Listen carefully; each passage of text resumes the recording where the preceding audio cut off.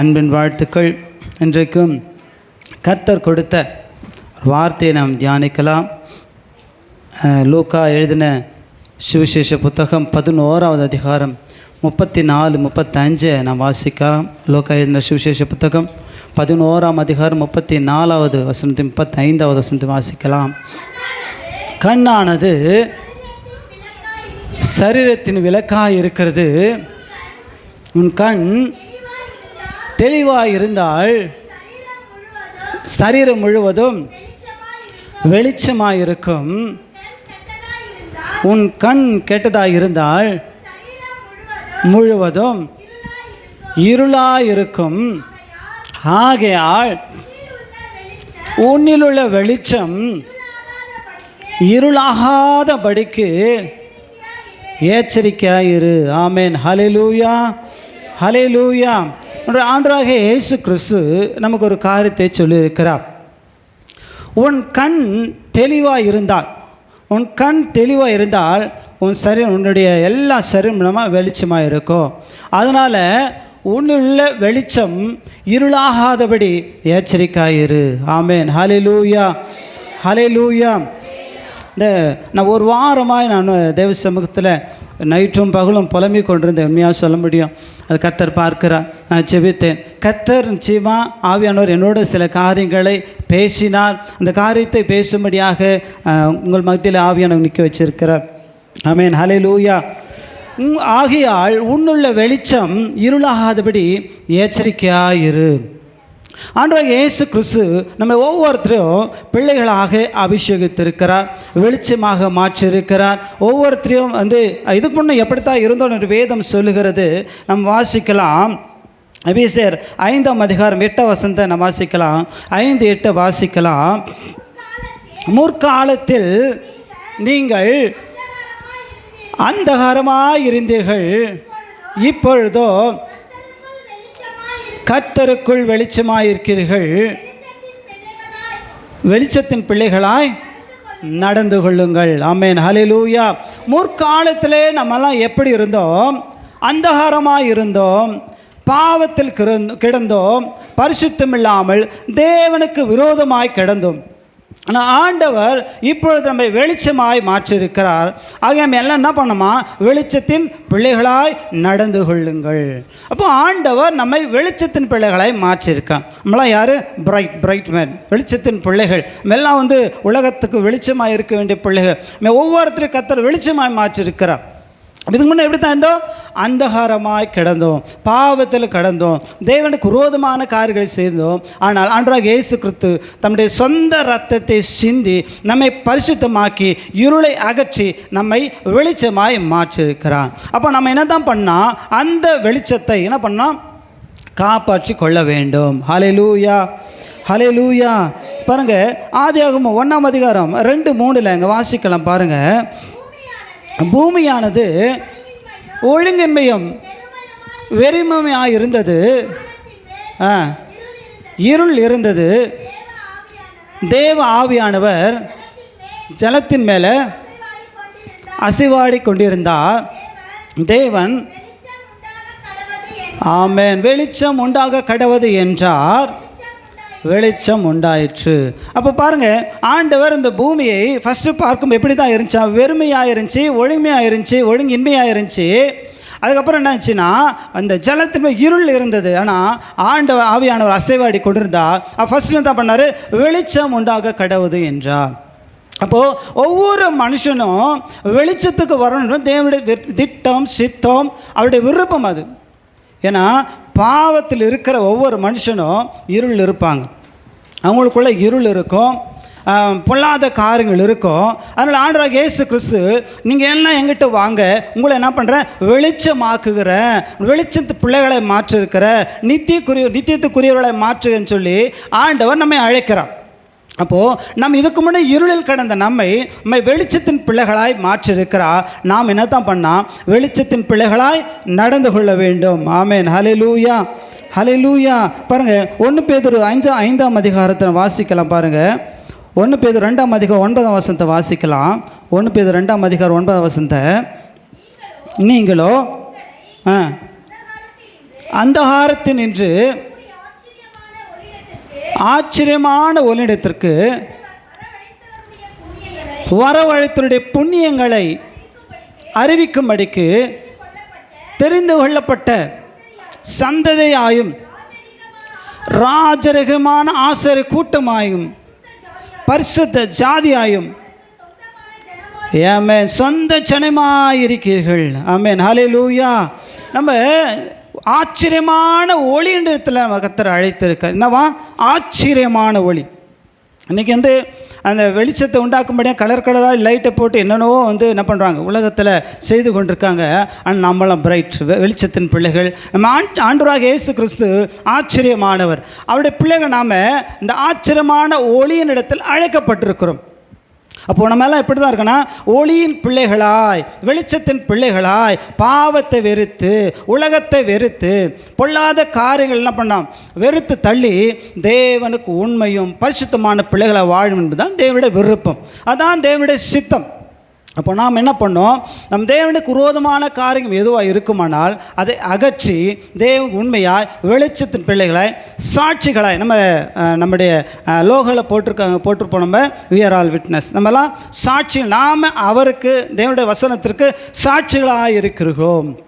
ஆனால் யார் நம்ம சாட்சிகள். இந்த உலகத்திற்கு வாழ்ந்த இவங்களை போல் வாழணும். இயேசு கிறிஸ்து எப்படி சாட்சியாய் இந்த பூமியில் வாழும்போது சாட்சியாய் ஆண்டவருடைய வசனத்துக்கு பிதாவுக்கு ஒத்த மகிமையை பெற்றிருந்தும் கூட அவர் தன்னைத்தானே தாழ்த்தி வெறுமையாக்கி தேவனுடைய ரூபம் எடுத்தும் கூட ஒரு நாள் தன்னை என்ன பண்ணல பெருமையாக எண்ணாமல் அவர் சாட்சியாய் வாழ்ந்தார்.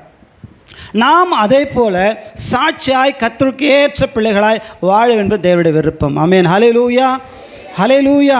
அப்போது ஆச்சரியமான ஒளியிடத்தில் வந்துட நாம் வெளிச்சத்தின் பிள்ளைகளாய் வாழ வேண்டும். அப்போது இதுக்கு முன்னாடி எப்படி தான் இருந்தோம். இன்றைக்கி அநேகோட வாழ்க்கையில் என்ன இருந்துச்சுன்னா ரட்சிக்கப்பட்டிருக்கிறோம், ஆனால் இன்னும் வெறுமை தான், இன்னும் இருளான வாழ்க்கை தான். நீ வாழ்க்கையில் ஒரு வெளிச்சம் இல்லை, சந்தோஷம் இல்லை, சமாதானம் இல்லாமல் பலவீனத்தோடு போராட்டத்தோடு வாழ்ந்து கொண்ட காரணம் என்ன? நான் வெளிச்சத்தின் வந்தேன் என்று சொல்லியும் கூட இன்னும் இருளில் தான் வாழ்ந்து கொண்டிருக்கிறோம். இன்னும் உலக ஆசபாசங்கள், உலகத்தின் சடங்காச்சாரங்கள், உலகத்தில் வழக்கங்களில் பழக்கங்களே சிக்கி கொண்டிருக்கிறதுனால இன்னும் பூரணமான வெளிச்சத்தினிடத்திற்கு தேவனுடைய சட்டத்திட்டம் கீழ்ப்படுகிற இன்னும் அந்த குணாதிசயங்கள் வரலை. அதனால தான் இன்னும் பிரச்சனைகளும் இன்னும் போராட்டத்திலும் வாழ்ந்து கொண்டிருக்கிறோம். ஹல்லேலூயா. அதனால் நாம் தேவனுடைய பிள்ளை நாம் ஃபஸ்ட்டு நம் வெளிச்சத்தில் வந்தோம் என்று சொன்னாலே ஃபஸ்ட்டு நாம் செய்ய வேண்டிய ஒரு காரியம் என்ன? தேவனுடைய வசனுக்கு அப்படியே கீழ்ப்படியணும். அப்படியே ஆண்டவர் சொன்னால் இல்லது என்று உள்ளது என்று சொல்லுங்கள். நீங்கள் இல்லைன்னா இல்லைன்னு சொல்லுங்கள், இருக்குதுன்னா இருக்குன்னு சொல்லுங்கள். இதுதான் தேவனுடைய சட்டம், இதுதான் தேவனுடைய திட்டம். ஹல்லேலூயா.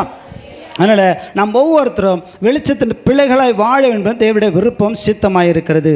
ஆமென் ஹல்லேலூயா ஹல்லேலூயா. பாருங்கள் ஒரு வசனத்தை வாசிக்கலாம். பாருங்கள் மார்க்கு 10ஆம் அதிகாரம் 46-47 வாசிக்கலாம். பாருங்கள் இங்கே பர்திமேயு குருடனை குறித்து இங்கே எழுதப்பட்டிருக்க வாசிக்கலாம். பாருங்கள் மார்க்கு 10ஆம் அதிகாரம் 46-47 வாசிக்கலாம்.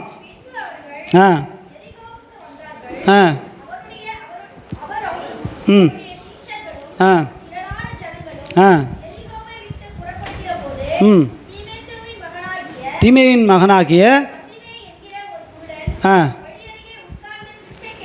பிச்சை கேட்டு கொண்டிருந்தான். கேள்விப்பட்டு இயேசுவே தாவீதின் குமாரனே எனக்கு இரங்கும் என்று கூப்பிட தொடங்கினான். அவன் பேசாது இருக்கும்படி அநேகர் அவனை அதற்றினார்கள். அவனோ தாவீது குமாரனே எனக்கு இறங்கும் என்று முன்னிலும் அதிகமாய் கூப்பிட்டான் என்று வேதம் சொல்லுகிறது. ஆமென் ஹல்லேலூயா. பாருங்கள் இங்கே பர்திமை குருடனை கொடுத்து இங்கே எழுதப்பட்டிருக்கோம். இந்த பிறவிலிருந்து குருடனாய் பிறந்தவன். பாருங்கள் ஒரு பார்வை இழந்தவனுக்கு தான் அந்த பார்வையுடைய வெளிச்சம் பெறுவதற்கான ஒரு ஒரு வாஞ்சை உண்டாகும். பார்வை இழந்தவனுக்கு தான் அந்த பிறவிலிருந்தே கலர்னா என்னன்னு தெரியாது, என்ன வானம் எப்படி இருக்கும், சூரியன் எப்படி இருக்கும், சந்திரன் எப்படி இருக்கும், இதெல்லாம் காதால் கேட்டிருப்பானே தவிர ஆனால் கண்ணால் பார்த்ததில்லை. பாருங்க, இந்த இந்த ஒரு சமயம் வந்தது, இந்த வெளிச்சம் பார்க்கும் உண்டான ஒரு சமயம் வந்தது. இயேசு கிறிஸ்து என்ற ஒரு அதிசயமானவர், மனுஷனை ரட்சிக்க வந்த தேவன், அவர் குருடனை சுகமாக்குகிறார், செவிடரை கேட்க பண்ணுகிறார், மரித்த உயிரோடு எழுப்புகிறார் என்ற செய்தியை கேள்விப்பட்டவுடனே அவன் கண்களே, அவன் இருதயத்தின் முதல் வெளிச்சம் வந்தது. வெளிச்சம் வந்தது. இயேசுவை கூப்பிடுகிறான், தாவீது குமாரனே எனக்கு இறங்கும். அப்படி கூப்பிட்டு தொடங்க உடனே, ஏன்னா ஃபஸ்ட்டு அவனுக்கு இருதயத்தில் வெளிச்சம் உண்டாயிடுச்சு. இனியும் வாழ்க்கையில் வெளிச்சம் வந்துச்சு. ஏன்னா இயேசுவை பார்த்துட்டு, இயேசு எங்கள் அண்ணன் அருகில் வந்துட்டார், அதனால் என் வாழ்க்கையில் வெளிச்சம் வந்துச்சுன்னு சொல்லி கூப்பிட தொடங்கினா. ஆனால் எல்லாம் அதட்டினாங்க, சீசனில் வேணாம் கூப்பிடாத அப்படின்னா அதட்டினார்கள். ஆனால் இன்னும் அதிகமாக கூப்பிட்டான். ஹல்லேலூயா. நடந்த விஷயம் என்ன, நீங்கள் வாசித்து பாருங்கள். அதே மார்க் ஏதோ சுவிசேஷ புத்தகம் 10ஆம் அதிகாரம் 52ஆம் வசனத்தை வாசிக்கலாம். இயேசு அவனை நோக்கி, நீ போகலாம், உன் விசுவாசம் உன்னை ரட்சித்தது. ஆமென், ஹல்லேலூயா. பாருங்க, அவன் அந்த வெளிச்சத்தை பார்ப்பதற்காக இருதயத்தில் வாஞ்சை கொண்டதனால அவன் கண்களில் பார்வை வந்தது. ஹல்லேலூயா. இன்றைக்கு வாழ்க்கையில் இருக்கிறதான வெளிச்சம், சந்தோஷமான வாழ்க்கை நிலைத்திருக்க வேண்டும் என்று ஆண்டவர் விரும்புகிறான். பாருங்க, அவன் யோசித்தான். நான் சொல்கிறேன், நான் யோசித்தேன். அந்த பாருங்கள், அந்த பிறவிலிருந்தே குருடாக இருந்த அந்த மனுஷன் இப்போ பார்வை வந்துட்டு அவன் என்ன யோசித்திருப்பான், அப்பா அந்த கண்ணை நான் பாதுகாத்து கொள்ள வேண்டும். எதுவும் கையில் அடிப்பட்டாலும் பரவாயில்ல, காலில் அடிப்பட்டாலும் பரவாயில்ல, ஆனால் என் கண்ணை நான் பாதுகாத்து கொள்ளணும். ஏன்னா இந்நாள் வரையிலும் அந்த பார்வை இல்லாமல் பட்ட பாடுகள் போதும் அப்படின்னு சொல்லி அவன் என்ன பண்ணுவான், முடிவெடுத்திருப்பான். இருந்த நாள் மட்டும் கண்ணை பாதுகாத்து கொண்டிருப்பான். அப்போ நம்முடைய வாழ்க்கையில் பெற்றுக்கொண்ட ரட்சிப்பை, நம்முடைய வாழ்க்கையில் பெற்ற இந்த வெளிச்சத்தை, சத்தியத்தை நாம் எந்த அளவு நேசிக்கிறோம், எந்த அளவு நம்ம அதை பாதுகாத்து கொள்ளும்படியாக எச்சரிக்கை என்பதை ஃபஸ்ட்டு யோசிக்கணும். ஏன்னா இன்றைக்கி ஒரு ரட்சிப்பு என்பது ஒரு முறை தான் அப்படின்னு நம்ம எல்லாம் நினைக்கிறோம். இல்லை, ஒவ்வொரு நாளும் ரட்சிப்பு, ஒவ்வொரு முறை ரட்சிக்கப்பட்டே கொண்டிருக்கிறோம். பிசாசானவன் நம்முடைய பரிசுத்தத்தை குலைக்கும்படி, நம்முடைய ஆவிக்குரிய வாழ்க்கையை கெடுக்கும்படி ஒவ்வொரு நாளும் போராடி கொண்டே இருக்கிறான். நம்மை நாசப்படுத்தும்படி, நம்முடைய ஆவிக்குரிய வாழ்க்கை டிஸ்டர்ப் பண்ணும்படி நாம் ஜெபிக்க விடக்கூடாது, ஆராய்ந்து விடக்கூடாது, பரிசுத்த வாழ்க்கைக்கு போகக்கூடாது என்பதற்காக ஒவ்வொரு நாள் போராடி கொண்டே இருக்கிறான். அப்போ நான் என்ன பண்ணோம், அந்த அந்த காரியத்துக்குள் நான் போகாத முன்னாடியே அந்த பிரச்சனை வருது. இந்த விஷயத்தை நான் பண்ணால் என் ஆவிக்கு ஒரு வாழ்க்கை கெடுக்கும், என் ஜப வாழ்க்கை கெட்டுவிடும், என் பரிசுத்த வாழ்க்கை கெடு என்பது என் இருதயத்தில் முதல்ல அந்த வெளிச்சம் வந்துச்சுன்னாவே என்ன பண்ணுவேன், அந்த குறிப்பிட்ட காரியத்தை கடந்து போவோம். அந்த யோசிப்பு பண்ணான்னு தெரியுங்களா, யோசிப்பு அந்த விஷயத்தை பண்ணாங்க. தன் நெருங்கி பாவம் வந்தபோது கூட இருதயத்தில் ஃபஸ்ட்டு இந்த பெரிய பொல்லாப்பான காரியத்தை தேவனுக்கு விரோதமாக செய்வது எப்படி அப்படின்னு சொல்ல பண்ணாங்க. இருதயத்தினருக்குள்ள தேவனை பற்றி தானே ஒரு பெரிய காரியம் வயராக இருந்ததால் அந்த அந்த வெளிச்சத்தை பாதுகாத்து கொள்ளும்படியாக, தேவனுடைய உறவை பாதுகாத்து கொள்ளும்படியாக என்ன பண்ணாங்க, தைரியமாக இருந்தாங்க, வயராகமாக இருந்தாங்க. ஹல்லேலூயா, ஹல்லேலூயா. அருமையான தேவனுடைய பிள்ளையே, ஃபஸ்ட்டு தயவுசெய்து ஃபஸ்ட்டு நம்ம யோசிக்கலாம். நம்ம ஒவ்வொருவரும், ஒவ்வொரு பிள்ளைகளும், தேவனுடைய பிள்ளைகள், நாம் வெளிச்சத்தின் பிள்ளைகள் நடந்து கொள்ளணும். இந்த பெரிய ரட்சிப்பை ஒரு நாளும் இழந்து போகக்கூடாது, ஒரு நாளும் இழந்து போகக்கூடாது. அப்போது நாம் ஃபஸ்ட்டு ஒவ்வொரு முறை நம்ம யோசிக்க வேண்டியது என்ன, ரட்சிக்கப்பட்டிருக்க நான் ஒவ்வொரு நாளும் பத்திரமா வாழணும். எப்படிங்க, பத்திரமா வாழணும், ஜாக்கிரதையாக வாழணும், அது பரிசுத்தமாக வாழணும். பாரம்பரிய பரிசுத்தம் அல்ல, பாரம்பரியம் பரிசுத்தம். இதை பண்ணக்கூடாது, அதை பண்ணக்கூடாது, இது இருந்தால் போதும், இப்படி இருந்தால் போதும் இல்லை. வேதம் சொல்லுகிற பரிசுத்தத்தில் நிலைத்திருக்கணும். ஆண்டு சொல்கிறாரு, நான் பரிசுத்தராக இருக்கிறது போல எனக்கேற்ற பரிசுத்தராக நடந்து கொள்ளுங்க. அப்போ அவர் பரிசுத்தர். அப்போ நாம் என்ன பண்ணோம், ஒவ்வொரு நாளும் பரிசுத்தமான பிள்ளைகளாய் சிந்தையில் பரிசுத்தம், பார்வையில் பரிசுத்தம், நடக்கையில் பரிசுத்தம், உடையில் பரிசுத்தம், பேச்சில் பரிசுத்தம், பார்வையில் பரிசுத்தம். சில பேர் நான் சொல்கிறேன், ஒவ்வொரு ரட்சிக்கப்பட்டோம் என்று சொல்லி கூட வேதத்தை இன்னும் படிக்க முடியாமல் கண்கள் சொருகி போனவர்களாய் நாம் வாழ்ந்து கொண்டிருக்கிறோம். தயவுசெய்து நம் வேதம் ஒரு பொக்கிஷம், உலகத்திற்கு ஆண்டவர் கொடுத்த ஒரு பெரிய பொக்கிஷம். இந்த பொக்கிஷத்தை இழந்து விடாதீங்க, பொக்கிஷத்தை இழந்து விடாதீங்க. கர்த்தர் அழகாக 2 கண்ணை கொடுத்துருக்காரு. வேதத்தை படிப்போம், படித்து அது கூட சத்தியங்களை, ஆழமான சத்தியங்களை உள்வாங்கி கொண்டு கர்த்தருடைய பிள்ளைகளாய், வெளிச்சத்தின் பிள்ளைகளாய் நடப்போ. கர்த்தர் இதை நேசிக்க விரும்புகிறார் நம்ம. ஹல்லேலூயா. சரிங்க. அப்போது நம்ம என்ன பண்ணோம், எந்த காரியத்தெல்லாம் என்ன பண்ணோம், எச்சரிக்கையாக இருக்கணும். நான் சீக்கிரம் முடிக்க விரும்புகிறேன். 2 விஷயத்தை சொல்லி நான் முடிக்க விரும்புகிறேன். நம்ம 2 விஷயத்தில் ரொம்ப ஜாக்கிரதையாக நம்முடைய ஆவிக்கிற வாழ்க்கை கெடுக்கிற விஷயம் 2 விஷயம். இந்த 2 விஷயத்தை நம்ம ரொம்ப வைராக்கியமாக பாதுகாத்து கொண்டோன்னா கர்த்தர் நிச்சயமாக நம்ம பயன்படுத்த ஆரம்பிச்சிருவார். ஆமென். ஹல்லேலூயா, ஹல்லேலூயா. முதலாவது, உன் சரீரம் தீட்டுப்படாதபடி எச்சரிக்கையாயிரு. ஃபஸ்ட்டு நம்ம எந்தெந்த காரியத்தெல்லாம் ரொம்ப எச்சரிக்கையாக இருக்கணும் அப்படின்னு சொல்லி சில காரியங்கள் வாசிக்கலாம். பாருங்கள், உன் சரீரம் தீட்டுப்படாதபடி எச்சரிக்கையாயிரு. வாசிக்கலாம். 1 கொரிந்தியர் 6ஆம் அதிகாரம் 19ஆம் வசனத்தை நம்ம வாசிக்கலாம். 1 கொரிந்தியர் 6ஆம் அதிகாரம் 19ஆம் வசனத்தை வாசிக்கலாம். உங்கள் சரீரமானது நீங்கள் தேவனாலே பெற்றும் உங்களில் தங்கியும் இருக்கிற பரிசுத்த ஆவியினுடைய ஆலயமாய் இருக்கிறது என்றும் நீங்கள் உங்களுடைய அல்லவென்றும் அறியீர்களா? ஹல்லேலூயா. தேவனால் பெற்ற இந்த சரீரம், தேவன் தங்குற இந்த ஆலயம் நாம. ஹல்லேலூயா. இந்த ஆலயத்தை தீட்டுப்படுத்துகிற விஷயம் அநேக காரியங்கள் உலகத்தில் உண்டு. ஒவ்வொரு மனுஷனும் அன்றைக்கி பேஷன் என்று சொல்லிக்கொண்டு அநேக காரியங்கள் உலகத்தில் தேவனுடைய பிள்ளைகளுக்கு சோதனையாய் பிசாசானம் வைத்து என்ன பண்ணலாம், அழகு காட்டி கொண்டே இருக்கிறான். நம்முடைய ஆவிக்கு ஒரு வாழ்க்கையை கெடுக்கும்படியாக, சரீரத்தை கெடுக்கும்படியாக. ஆனால் இந்த காரியங்களில் நான் தீட்டுப்படாதபடி நான் வாசிக்கலாம். பாருங்கள், வாசிக்கலாம். மத்தேயு 15ஆம் அதிகாரத்தில், மத்தேயு 15ஆம் அதிகாரம் 19-20 நம்ம வாசிக்கலாம். எப்படி எனில் இருதயத்திலிருந்து பொல்லாத சிந்தனைகளும் கொலைபாதங்களும் விபச்சாரங்களும் வேசித்தனங்களும் களவுகளும் பொய் சாட்சிகளும் தூஷணங்களும் புறப்பட்டு வரும். இவைகளே மனுஷனை தீட்டுப்படுத்தும்.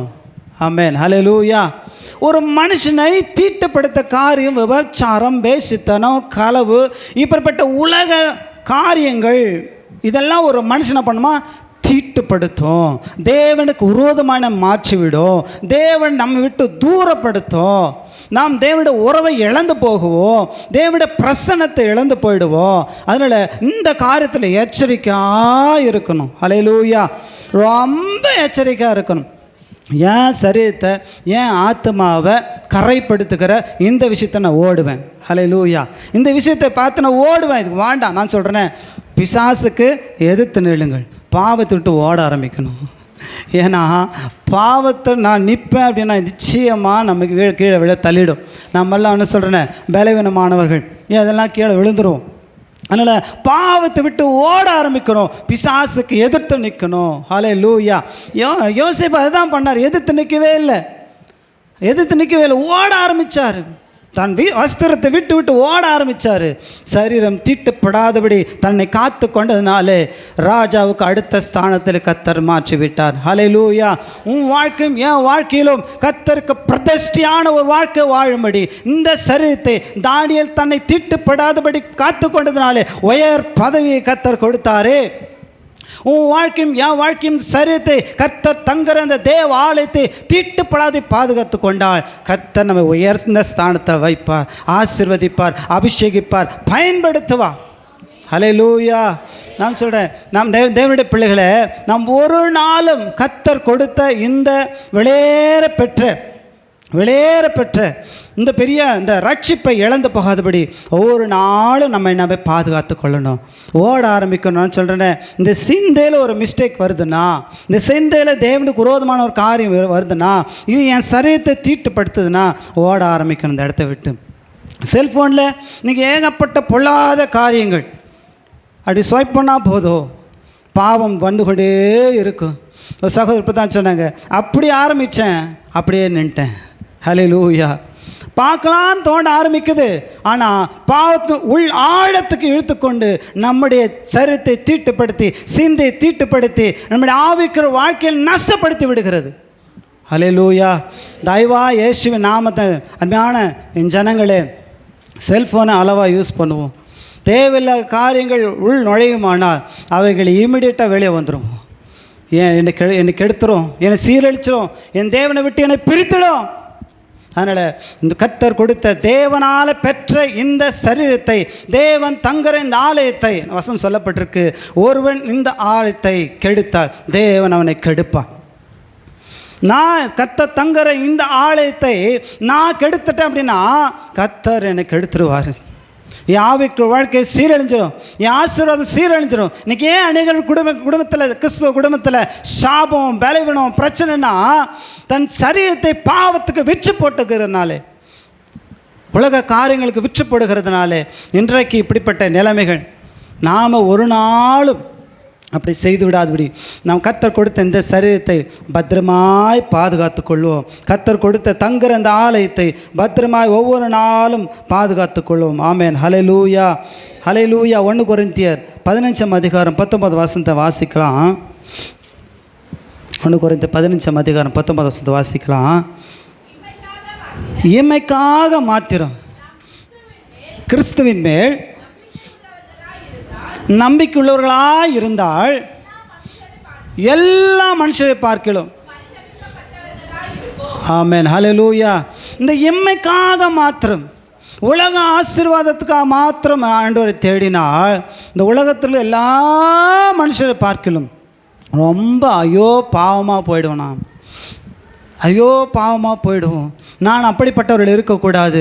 நான் இம்மைக்காக உலக காரியங்களுக்காக மாத்திரம் தேவனை தேடாமல், கர்த்தர் ஏதோ ஒரு நோக்கத்திற்காக என்னை ரட்சித்திருக்கிறார், ஏதோ ஒரு காரியத்துக்காக என்னை பிரித்தெடுத்திருக்கிறார். அதனால் நான் என்னை தீட்டுப்படுத்தாதபடி என்னை பாதுகாத்து கொள்வேன்னு சொல்லி பாவத்துக்கு விரோதமான காரியங்கள், பாவத்தில் ஈடுபடுகிற காரியம் எதுவாக இருந்தாலும் விட்டு ஓடி சுத்த மனசாட்சியுடன் நம்ம பாதுகாத்து கொள்வோமானால் நிச்சயமாய் கர்த்தர் மேன்மைப்படுத்துவார், பலப்படுத்துவார். பாருங்கள், 1 கொரிந்தியர் 3:16-17 இங்கே சொல்லப்பட்டிருக்கு. பாருங்கள், சீக்கிரம் வாசிக்கலாம். 1 கொரிந்தியர் 3:16-17 வாசிக்கலாம்.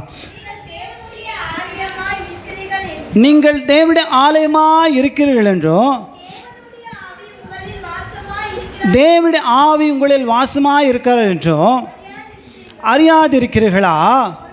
ஒருவன் தேவனுடைய ஆலயத்தை கெடுத்தால் அவனை தேவன் கெடுப்பார். தேவனுடைய ஆலயம் பரிசுத்தமாக இருக்கிறது. ஆமென். ஹல்லேலூயா. கரங்களை தட்டி தேவன் மைப்படுத்தலாமா? ஏன் தெரியுங்களா?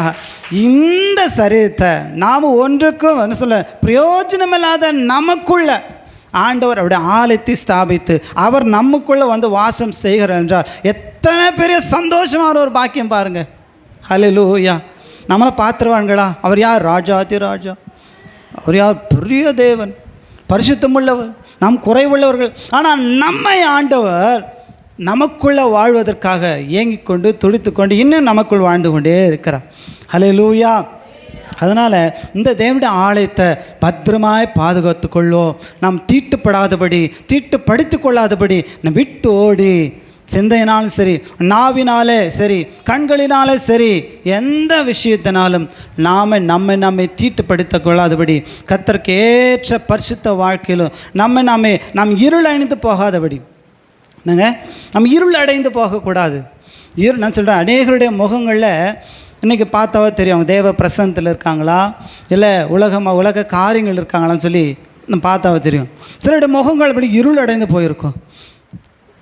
சபைக்கு வருவாங்க, வேதத்தை வாசிப்பாங்க, எல்லாமே செய்வாங்க. ஆனால் சிலருடைய முகம் இருள் அடைந்து போயிருக்கும். ஏன்னா அவங்க இன்னும் உலக காரியங்களில் சிக்கி இருக்கிறதுனால, உலக பாவ காரியங்களே சிக்கி இருக்கிறதுனால. அதனால் இந்த கடைசி காலத்திலாவது, தேவன் கொடுத்த இந்த தருணத்திலாவது நாம் தேவனுடைய சமூகத்து வருவோம். நாமே வெளிச்சத்தின் பிள்ளைகளை மாற்றிக்கொள்வோம். நாம் அல்ல, கர்த்தர் நம்மை மாற்றுவா. ஹல்லேலூயா. அவரிடம் வந்துட்டா போதும். எவ்வளோ இருளில் இருந்தாலும் சரி, எவ்வளோ பாவமான வாழ்க்கை ஆண்டவர் சொல்லிட்டாரு, என்னிடத்தில் வருகிற ஒருவனை புறம்பே தள்ளுவதில்லை. யாராக இருந்தாலும் எப்பேற்பட்ட பாவம் செய்தவனாக இருந்தாலும் அவரிடத்தில் வரும்போது கர்த்தர் வெளிச்சத்தின் பிள்ளைகளை மாற்றி விடுவார். ஹல்லேலூயா. அருமையான தேவ பிள்ளையே, கர்த்தர் கொடுத்துற தருணம் இது. இந்த தருணத்தை ஒருத்தரும் இழந்து போயிடவே கூடாது. கடைசி காலம், இயேசு கிறிஸ்து வரப்போகிறார். நாமே பத்திரமாய் பரிசுத்தமாய் நம்ம சரீரங்களை பாதுகாத்து கொள்வோம். தொடர்ந்து அடுத்த காரியத்தில் கடந்து செல்லலாம். இரண்டாவது காரியம், கர்த்தர் கொடுத்த உன் அபிஷேகத்தை இழந்து போகாதபடி எச்சரிக்கை ஆகிரு.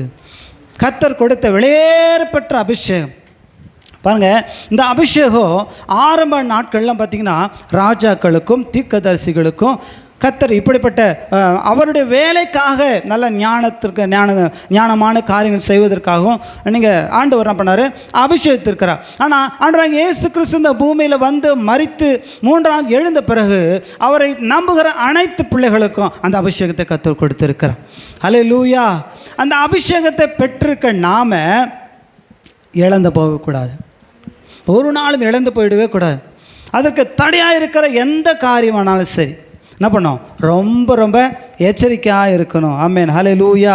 வாசிக்கலாம் பாருங்க. 2 கொரிந்தியர் 1:21-22 வாசிக்கலாம். 1 கொரிந்தியர் 1ஆம் அதிகாரம் 21-22 வாசிக்கலாம். உங்களோடு கூட எங்களையும் கிறிஸ்துவுக்குள் ஸ்திரப்படுத்தி நம்மை அபிஷேகம் பண்ணினவர் தேவனே, அவர் நம்மை நம்முடைய இருதயங்களில் ஆவி என்னும் அச்சாரத்தையும் கொடுத்திருக்கிறார். ஆமென். ஹல்லேலூயா. நம்மை அபிஷேகம் பண்ணவர் யாருன்னா தேவரே. அவர் ஆவி என்னும் அச்சாரத்தையும் நமக்கு கொடுத்திருக்கிறார். நம்மளாம் யார்? வெளியேற பெற்றவர்கள். சொல்லுங்கள் பார்க்கலாம். பக்கத்தில் சொல்லுங்களேன். ஒருத்தர் சொல்லுங்கள், நீங்கள் வெளியேற பெற்றவங்க, நீங்கள் வெளியேற பெற்றவங்க. கர்த்தர் நம்மை அபிஷேகித்திருக்கிறார். ஹல்லேலூயா. ஹல்லேலூயா. நம்மளை விசேஷத்தில் ஆனபடினாலே ஆவி என்னும் அச்சாரத்தை நம்ம கொடுத்திருக்கிறார், அபிஷேகித்திருக்கிறார், அவருடைய பிள்ளைகளாய் மாற்றிருக்கிறார். பேர்பட்டு பெரிய பொசிஷனை நம்ம எப்படி தான் இருக்கணும், பாதுகாத்து கொள்ளணும். ஒவ்வொரு நாள் பாதுகாத்துக்கொள்ளணும், பத்திரமாக பாதுகாத்துக்கொள்ளணும். எந்த காரியமும் இந்த பொசிஷன் விட்டு எனக்கு இழந்து போயிடவே கூடாது. பாருங்கள், நான் சொல்கிறேன், ஆகாஸ்வேரு ராஜா ஆமானுக்கு நல்ல இடத்த கொடுத்து வச்சுருந்தாரு. ஆனால் புத்தி சரியில்லை அவனுக்கு. அந்த புத்தி சரியினால்தான் தனக்கு கீழே இருக்க அந்த மொர்தெகாய்க்கு விரோதமாக செய்தனால அவன் பொசிஷனை இழந்து என்ன பண்ணான், தூக்கி போடப்பட்டான். ஹல்லேலூயா. அப்போது இன்றைக்கி அநேகர் கர்த்தர் கொடுத்துருக்க தன்னுடைய பொசிஷனை இழந்து போவதுமான உண்டான நேரம் தருணம் வரும்போது அதில் தன்னை செலுத்தி விடுகிறார்கள், தன்னை இழந்து விடுகிறார்கள். கர்த்தர் கொடுத்த அந்த பெரிய மேலான அபிஷேகத்தை, உயர்ந்த ஒரு ஸ்தானத்தை ஒரு நாளும் இழந்து போகாதபடி எச்சரிக்கையாக இருந்து கர்த்தருக்கு ஏற்ற காரியங்களை செய்வோம். பாருங்கள், நியாயாதிபதி புத்தகத்தில் வாசிக்கலாம். சிம்சோனை குறித்து எழுதப்பட்டிருக்கோம். 13ஆம் அதிகாரம் 4-5 நான் வாசிக்கலாம். நியாயாதிபதிகள் 13ஆம் அதிகாரம் 4-5 நான் வாசிக்கலாம்.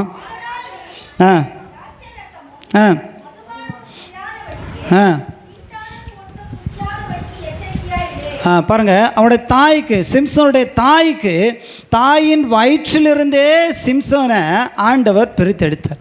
அங்கே அந்த வசந்த மறுபடியும் வாசிக்கலாம்.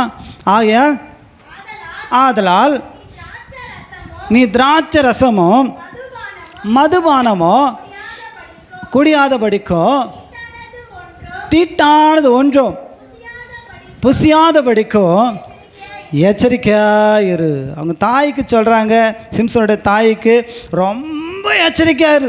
ஏன்னா உன் வயிற்றில் இருக்கிறதான அந்த குழந்தை பரிசுத்தமான பிள்ளை. அது அத்துவாசந்த வாசிக்கலாம். அப்படியே ஒரு குமாரனை பெறுவாய், சவரகன் கத்தி படலகாது முதல். ஆமென்.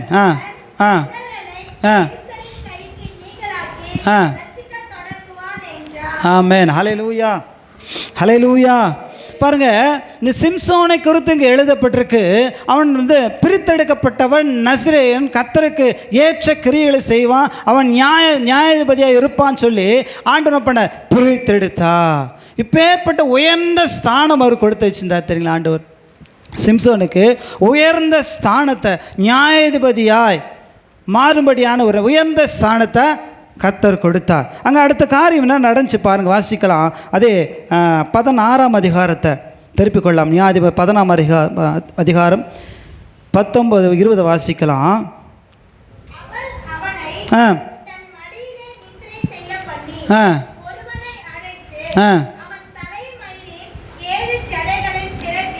ஆ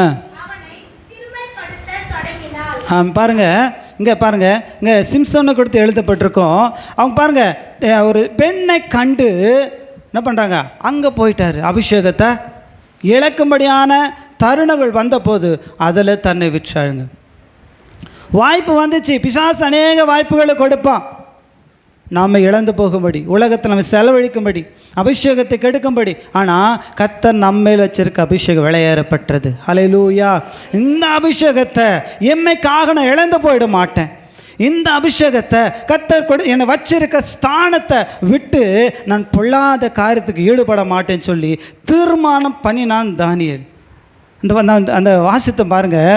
ராஜாவுக்கு வைக்கப்பட்ட அனைத்து உணவுகளும் தானியேலுக்கு முன்பாக அவங்க ஃப்ரெண்ட்ஸுக்கு முன்னாடி வைக்கப்பட்டது, கொடுக்கணும்னு சொல்லி உத்தரவாகப்பட்டது. அவைகளெல்லாம் தள்ளினார். அவங்களாம் தள்ளிட்டேன்னா தனக்கு கொடுக்கப்பட்ட அந்த ஸ்தானம் விளையேறப்பட்டது. தீர்க்கதரிசி என்ற ஸ்தானத்தை கர்த்தர் வச்சிருக்கார். ஹல்லேலூயா. தேவ பிள்ளையே, கர்த்தர் கொடுத்த இந்த அபிஷேகத்தை இழந்து விடாதே. உலகம் நம்ம ஏமாற்றம், வஞ்சிக்கும், பரவாயில்ல, தப்பில்லை, செய்யும் சொல்லும். ஆனால் இந்த அபிஷேகத்துடைய மேன்மை, அதனுடைய அளவு, ஆழம் நமக்கு மாத்திரம் தான் தெரியும். அது இழந்தா நமக்கு என்ன நடக்கும் நமக்கு தெரியும். அதனால் தேவ பிள்ளையே, ஒரு நாளும் இந்த அபிஷேகம் இழந்து விடாதபடி. ஆனால் சிம்சோனுக்கு நடந்த ஒரு விஷயத்தை பாருங்கள். அடுத்த ஒரு காரியத்தை வாசிக்கலாம் பாருங்கள். 16ஆம் அதிகாரம் 20 வாசிங்களா பார்க்கலாம்.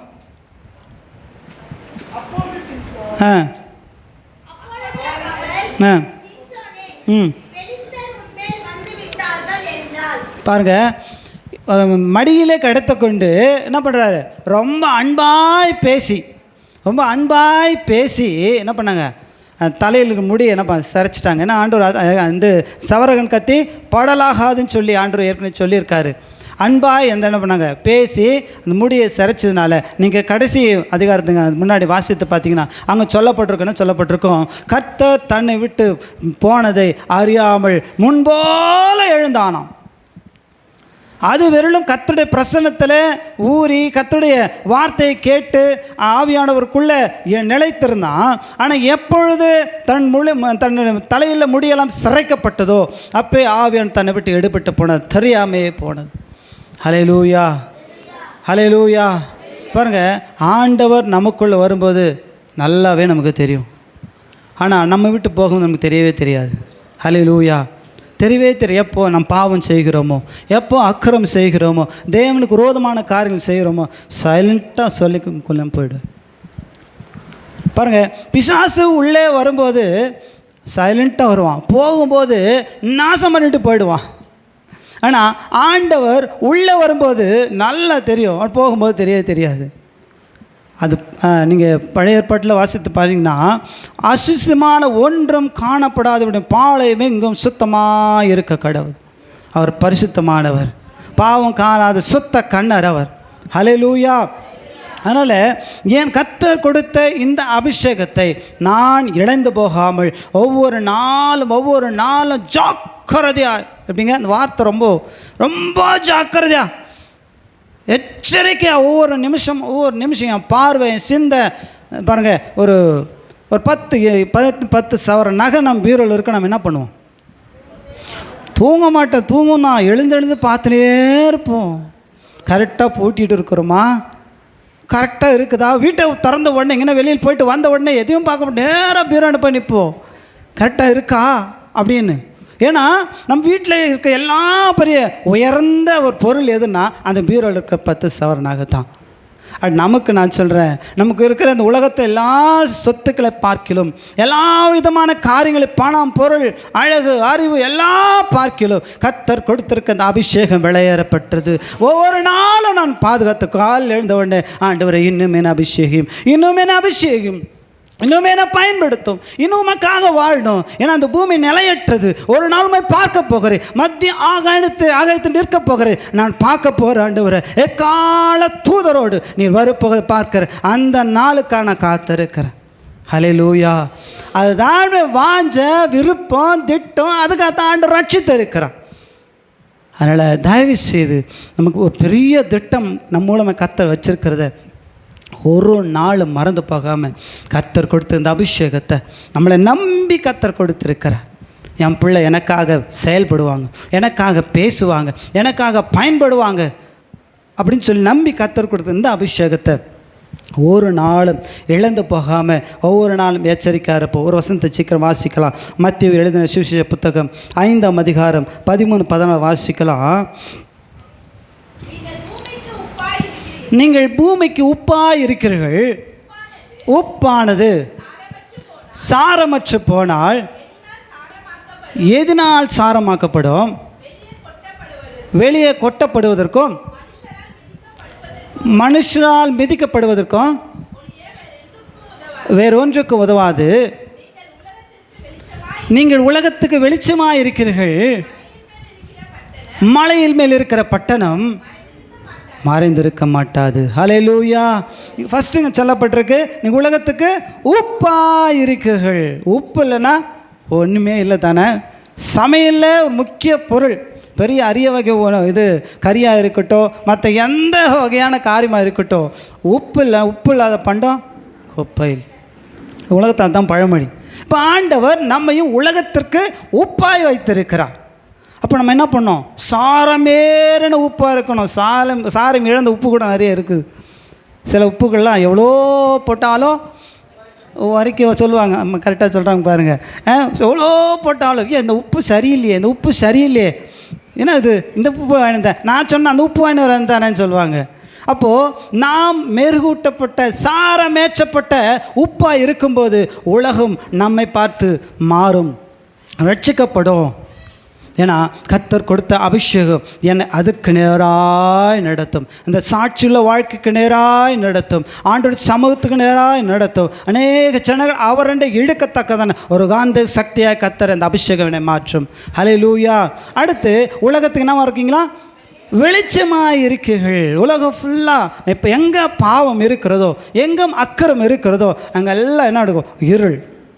அநேக குடும்பங்கள் பிரச்சனைகள், போராட்டங்கள், வேதனைகள், வாழ்வதை விட செத்துடலான்னு சொல்லி எத்தனை பேர் அழுது கொண்டிருக்காங்க தெரியுங்களா? நாம் போனால் அந்த குடும்பத்துக்கு சமாதானம். நாம் போய் இயேசு உங்களை நேசிக்கிறார் சொன்ன உடனே குடும்பத்தில் பெரிய ஆறுதல். அப்போ கர்த்தர் நம்மை உப்பாகவும் வெளிச்சமாய் மாற்றிருக்கிறார். அப்போ நம்ம பொசிஷன் எப்படி? ரொம்ப பெருசு. நம்ம பதவி ரொம்ப பெருசு. நாம் இன்னும் சரியாக புரிஞ்சிக்காமல் இருக்கிறோம். கர்த்தர் நம்ம பெரிய இடத்துல வச்சு பார்க்குறார். நம்ம ரொம்ப சின்ன பிள்ளைங்களாக நினைக்கிறோம். இல்லை, அவருடைய பார்வைக்கு நம்ம எல்லாம் பெரிய மனிதர்கள், அவருக்காக பயன்படுகிற பாத்திரங்கள், தீர்க்கதரிசிகள், அப்போஸ்தலர்களை கர்த்தர் நம்மை பார்க்கிறார். நாம் வெட்டிக்கிளிகளாய் பார்க்கிறோம். ஹல்லேலூயா. அப்போ நம்ம வெளிச்சமாய் மாற்றிருக்கிறார், உப்பாக மாற்றிருக்கிறார். நம்மை பாதுகாத்து கொண்டு அவருடைய பிரசன்னத்தில் இருந்து அவருடைய சமூகத்தில் காத்திருந்து ஒவ்வொரு நாளும் நம்முடைய ஆவிக்குரிய வாழ்க்கையில் முன்னேறி கொண்டே போவோம். ஹல்லேலூயா. ஒரு நாளும் மறந்துடாதீங்க, கர்த்தர் நம்ம மேலே வச்சிருக்கிற இந்த அபிஷேகம் ரொம்ப ஒரு பெரிய விளையேற பெற்றது. இழந்து போகாமல் ஒவ்வொரு நாளும் கர்த்தருக்காக வாழ்வோம், பரிசுத்தமாக வாழ்வோம். நம்ம சரீரத்தை தீட்டுப்படுத்தினா கர்த்தருடைய இருதயம் ரொம்ப வலிக்கும். இப்போ நீங்கள் ஆதியாகமம் புத்தகத்தில் நீங்கள் வாசித்து பார்த்தீங்கன்னா, ஏன் தான் அந்த மனுஷனை சிருஷ்டித்தான் தெரியலையே, மனவேதனையாக இருந்துச்சு ஆண்டவர். ஏன்? பாவம், எண்ணம் எல்லாமே நித்தமும் பொல்லாததாகவே இருந்துச்சான். அதனால் ஆண்டோடைய இருதயம் வேதனை அடைந்தது.